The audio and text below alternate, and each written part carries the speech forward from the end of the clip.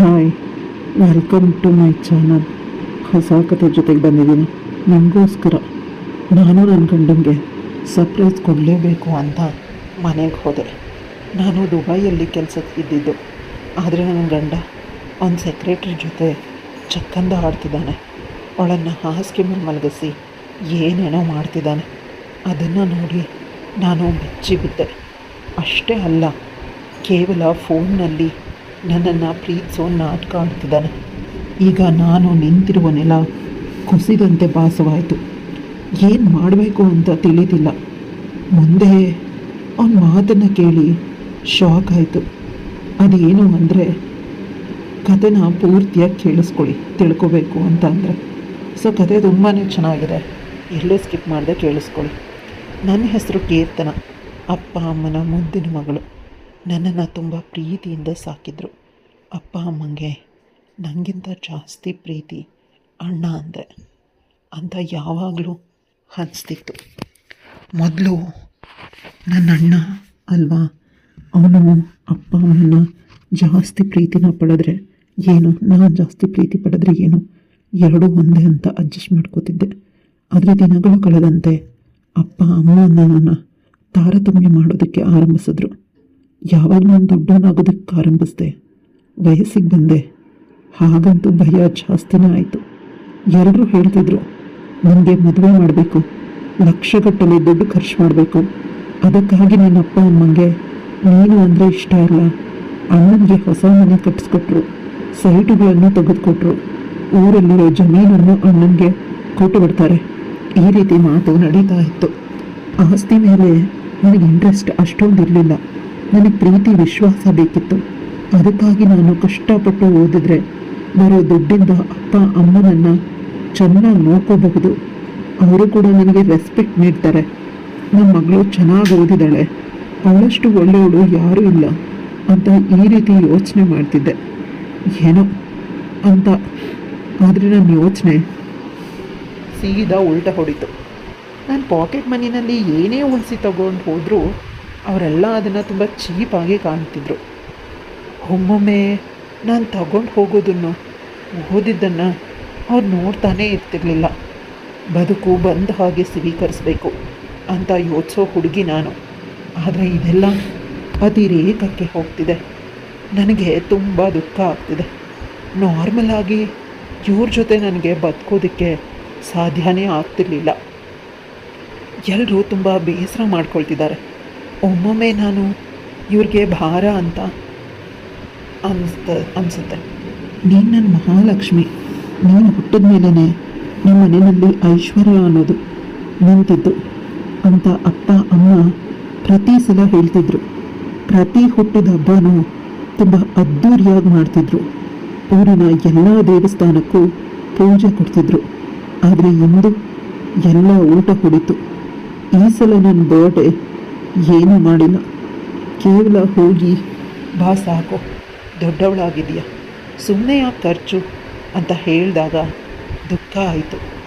ದೇವಸ್ಥಾನದಕ್ಕೆ ಹೋಗಿ ತುಂಬ ಅಳ್ತಿದ್ದೆ. ಮನೆಗೆ ಅವತ್ತು ಬಂದಿಲ್ಲ. ಆದರೆ ನನ್ನ ಫೋನ್ಗೆ ಒಂದು ಮೆಸೇಜ್ ಬಂತು. ಆ ಮೆಸೇಜ್ ನೋಡಿ ಖುಷಿಪಟ್ಟೆ. ನನಗೆ ತುಂಬ ದೊಡ್ಡ ಕಂಪನಿನಲ್ಲಿ ಕೆಲಸ ಸಿಕ್ಕಿದೆ. ತಿಂಗಳಿಗೆ 1.5 ಲಕ್ಷ ಸಂಬಳ. ಅದನ್ನು ನೋಡಿ ನಾನು ತುಂಬ ಖುಷಿಪಟ್ಟೆ. ಕೊನೆ ಪಕ್ಷ ದೇವರು ನನ್ನ ಬರ್ಡೇಗೆ ಈ ರೀತಿ ಕೆಲಸ ಕೊಡಿಸುವ ಮೂಲಕ ಗಿಫ್ಟನ್ನು ಕೊಟ್ಟ ಅಂತ ಖುಷಿಪಟ್ಟೆ. ಆದರೆ ದುಃಖ ಆಗ್ತಿದೆ. ಈ ಖುಷಿನ ಯಾರ ಬಳಿ ಹೇಳ್ಕೊಳ್ಳಿ? ಮನೆಯಲ್ಲಿ ಹೇಳೋಣ ಅಂತ ಫೋನ್ ಮಾಡಿದ್ರೆ ಅವ್ರು ಫೋನ್ನೇ ಪಿಕ್ ಮಾಡಲೇ ಇಲ್ಲ. ನಂತರ ನನ್ನ ಗೆಳತಿ ಪ್ರೇಮಾಳಿಗೆ ಫೋನ್ ಮಾಡಿ ಎಲ್ಲ ವಿಷಯನೂ ಹೇಳಿದೆ. ಅವಳು ತುಂಬ ಖುಷಿಪಟ್ಟಳು. ಎಲ್ಲಕ್ಕಿಂತ ಹೆಚ್ಚಾಗಿ ಅವಳು ಕೂಡ ನನ್ನ ಜೊತೆ ಅಳ್ತಿದ್ದಾಳೆ.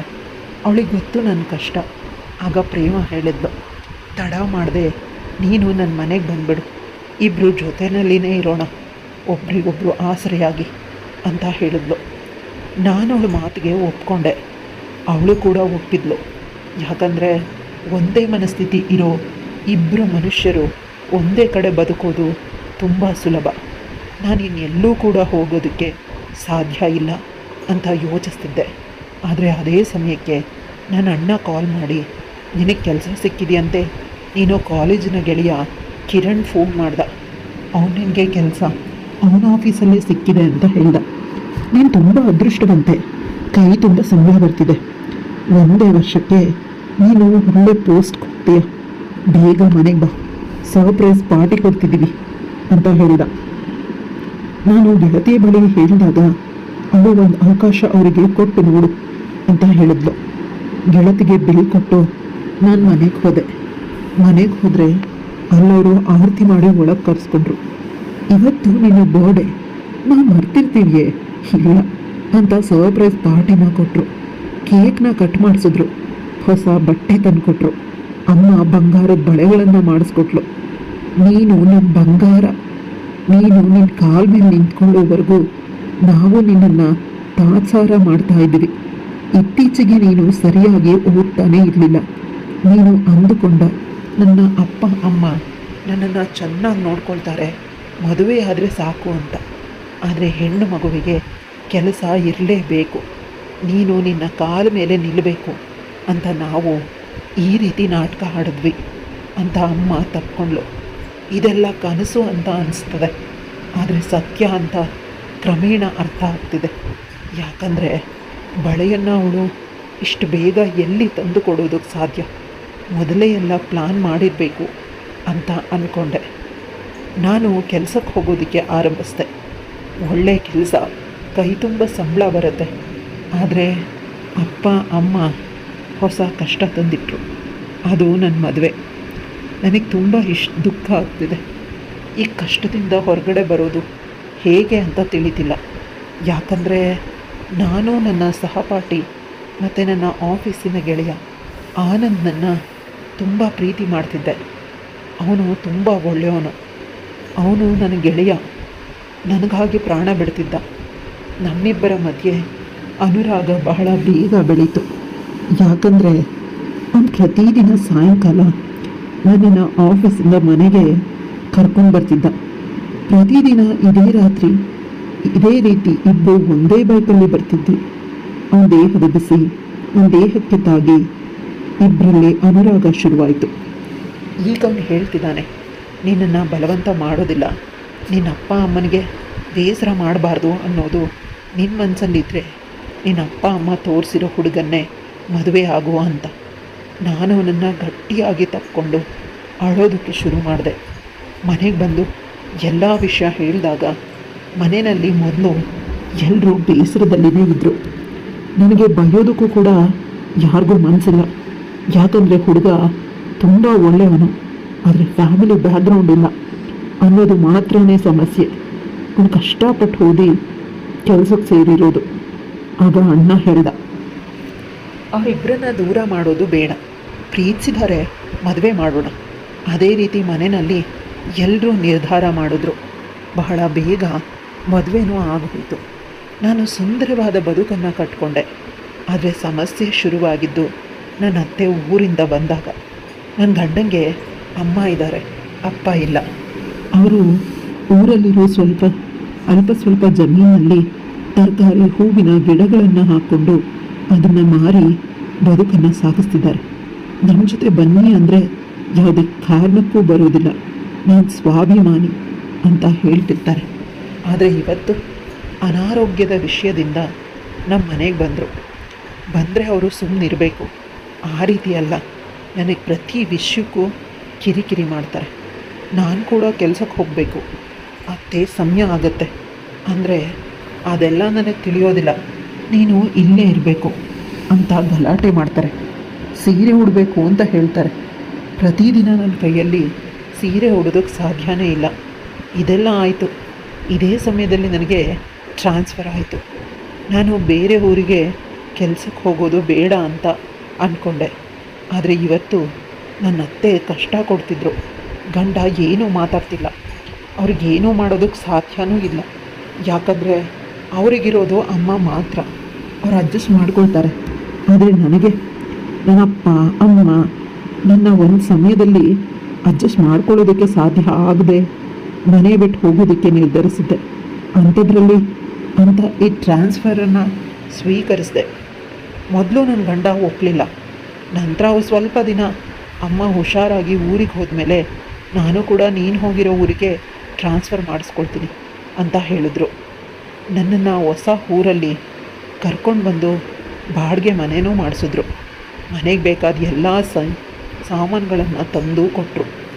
ನನ್ನ ಗಂಡ ತುಂಬ ಒಳ್ಳೆಯವನು. ನನ್ನ ಗಂಡ ಇಷ್ಟೊತ್ತು ಸಹಾಯ ಮಾಡಿದ್ರು. ಅಪ್ಪನ ಮನೆಯವರ ಸಂಪೂರ್ಣ ಸಪೋರ್ಟ್ ಇದ್ದರೂ ಕೂಡ ಮನಸ್ಸಲ್ಲಿ ಒಂದು ರೀತಿ ಭಯ ಶುರುವಾಗಿತ್ತು. ಒಬ್ಬಳೇ ಇರೋದಕ್ಕೆ ಆರಂಭಿಸ್ದೆ. ಆದಮೇಲೆ ಆನಂತರ ಅಂದು ಗಂಡಿನಿಂದ ದೂರ ಇರೋದಕ್ಕೆ ಈ ರೀತಿ ಆಲೋಚನೆ ಬರ್ತಿದೆ ಅಂತ ಕ್ರಮೇಣ ಇದು ಕಡಿಮೆ ಆಗ್ತಾ ಹೋಯಿತು. ಹೊಸ ಜಾಗಕ್ಕೆ ಅಡ್ಜಸ್ಟ್ ಆದರೆ ನನ್ನ ಗಂಡ ವಾರಕ್ಕೆ ಒಮ್ಮೆ ಆದರೂ ಬಂದು ಹೋಗ್ತಿದ್ರು ಮೊದಲು. ನಂತರ 15 ದಿನಕ್ಕೆ ಒಮ್ಮೆ, ನಂತರ ತಿಂಗಳಿಗೆ 2 ತಿಂಗಳಿಗೆ ಒಂದು ಸಲ ಸರಿ ಹೋಯಿತು. ಈಗ ನನಗೆ 28 ವರ್ಷ ವಯಸ್ಸು. ಅಪ್ಪ ಅಮ್ಮ ಮಕ್ಕಳನ್ನು ಮಾಡ್ಕೊಳ್ಳಿ ಅಂತ ಹಠ ಮಾಡ್ತಿದ್ದಾರೆ. ಮೊದಲಿನ ಹಾಗೆ ನನ್ನ ಗಂಡ ಜಾಸ್ತಿ ಫೋನಲ್ಲಿ ಸಿಗೋದಿಲ್ಲ.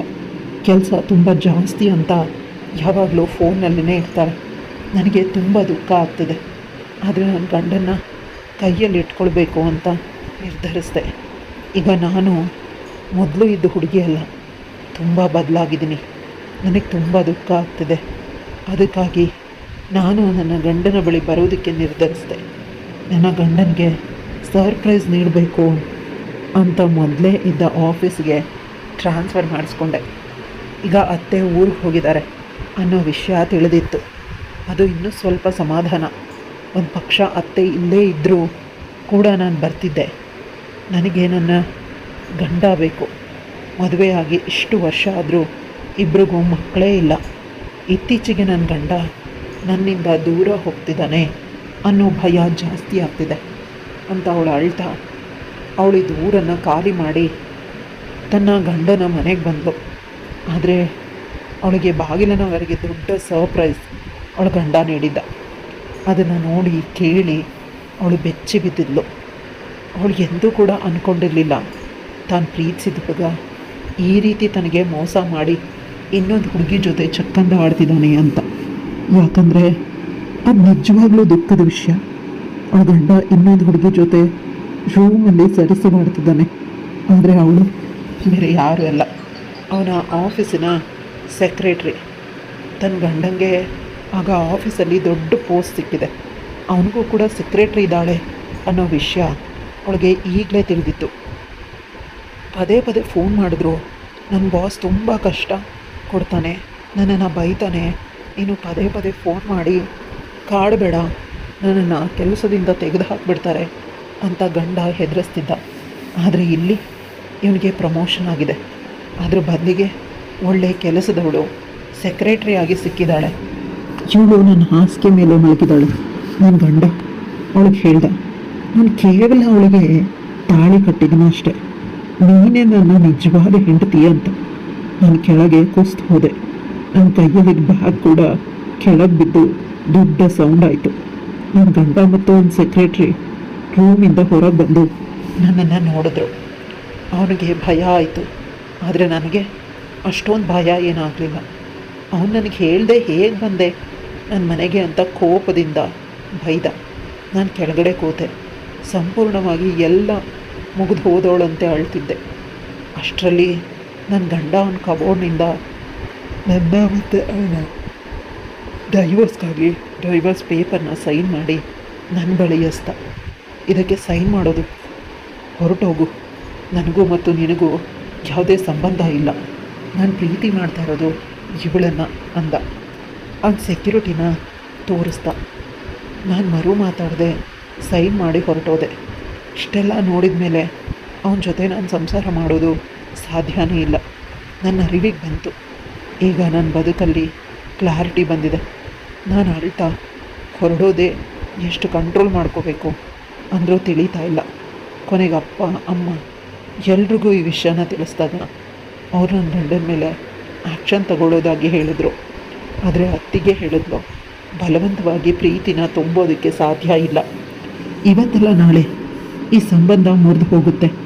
ಇವಳಿಗೆ ಸ್ವಲ್ಪ ಗ್ಯಾಪ್ ಕೊಡೋಣ, ಆನಂತರ ಇವಳು ಬದುಕಿನ ನಿರ್ಧಾರವನ್ನು ಇವಳೇ ತಗೊಳ್ಳಿ, ನಾವ್ಯಾರು ಅದಕ್ಕೆ ಹೊಣೆಯಲ್ಲ ಅಂತ ಹೇಳಿದಾಗ ನನಗೂ ಕೂಡ ಅದು ಸರಿ ಅಂತ ಅನ್ನಿಸ್ತು. ನಾನು ಏನೂ ಮಾತಾಡದೆ ನನ್ನ ರೂಮ್ಗೆ ಹೊರಟೋದೆ. ಏನೋ ಒಂದು ದೊಡ್ಡದನ್ನು ಸಾಧಿಸಬೇಕು. ನನ್ನ ಪ್ರೀತಿನ ಕಳ್ಕೊಂಡ ಸಮಯದಲ್ಲಿ ನಾನು ನನ್ನನ್ನು ಹುಡುಕೋಬೇಕು, ನಾನು ಸಂಪೂರ್ಣವಾಗಿ ಒಂದು ಸ್ಟ್ರಾಂಗ್ ವಿಮೆನ್ ಆಗಿ ಬೆಳಿಬೇಕು ಅಂತ ಕನಸು ಕಂಡೆ. ಅದೇ ರೀತಿ ಆಯಿತು. ಸಂಸಾರ ಇಲ್ಲದೇ ಇದ್ದರೂ ನನಗೊಂದು ಸುಂದರವಾದ ಪ್ರೀತಿ ಮಾಡೋ ಜನರಿದ್ದಾರೆ. ಅವ್ರಿಗೆ ಸಹಾಯ ಮಾಡ್ತಾ ಹಗಲು ರಾತ್ರಿ ದುಡಿತಾ ಇದ್ದೀನಿ. ನನ್ನ ಹೆಸರಲ್ಲಿ ಒಂದು ದೊಡ್ಡ ಫ್ಯಾಕ್ಟ್ರಿ ಇದೆ, ಅದು ಬಟ್ಟೆ ಫ್ಯಾಕ್ಟ್ರಿ. ಅದರಲ್ಲಿ ಲಕ್ಷಾಂತರ ಜನ ಕೆಲಸ ಮಾಡ್ತಾರೆ. ಅವ್ರ ಬದುಕಲ್ಲಿ ಮುಖ್ಯವಾಗಿ ಮುಖದಲ್ಲಿ ನಗು ತಂದಿದ್ದಕ್ಕೆ ನನ್ನ ಮೇಲೆ ನನಗೇ ಪ್ರೀತಿ ಇದೆ. ಈ ಬದುಕು ಸುಂದರವಾಗಿ ತುಂಬ ವ್ಯವಸ್ಥಿತವಾಗಿ ನಡೆದು ಹೋಗ್ತಿದೆ. ಇಲ್ಲಿ ಯಾರೂ ಕೂಡ ನನ್ನನ್ನು ಮೋಸ ಮಾಡೋದಕ್ಕೆ ಸಾಧ್ಯ ಇಲ್ಲ. ಯಾಕಂದರೆ ನಾನು ಯಾರನ್ನೂ ನಂಬೋದಿಲ್ಲ. ನನ್ನಿಂದ ಏನು ಬೇಕೋ ಅದು ಎಲ್ರಿಗೂ ಕೊಡ್ತೀನಿ. ಆದರೆ ಯಾರಿಂದನೂ ನನಗೆ ಯಾವುದೇ ವಿಷಯದಲ್ಲೂ ಯಾವುದೇ ನಿರೀಕ್ಷೆ ಇಲ್ಲ. ನಾನು ನೆಮ್ಮದಿ ಬದುಕನ್ನು ಸಾಗಿಸ್ತಿದ್ದೀನಿ. ಒಂದು ತೃಪ್ತಿಕರವಾದ ಬದುಕನ್ನು ಆ ಭಗವಂತ ನನಗೆ ಕೊಟ್ಟಿದ್ದಕ್ಕೆ ಪ್ರತಿದಿನ ಅವನಿಗೆ ಧನ್ಯವಾದನ ಅರ್ಪಿಸ್ತೀನಿ. ಕತೆ ಇಲ್ಲಿಗೆ ಮುಗಿಯುತ್ತೆ. ಕತೆ ಇಷ್ಟ ಆಗಿದ್ರೆ ಲೈಕ್, ಶೇರ್, ಕಮೆಂಟ್ ಮಾಡೋದನ್ನು ಮರಿಬೇಡಿ. ಇಂತಹ ಇನ್ನಷ್ಟು ಇಂಟ್ರೆಸ್ಟಿಂಗ್ ಕಥೆಗಳಿಗಾಗಿ ನನ್ನ ಚಾನಲ್ನ ಸಬ್ಸ್ಕ್ರೈಬ್ ಮಾಡ್ಕೊಳ್ಳಿ.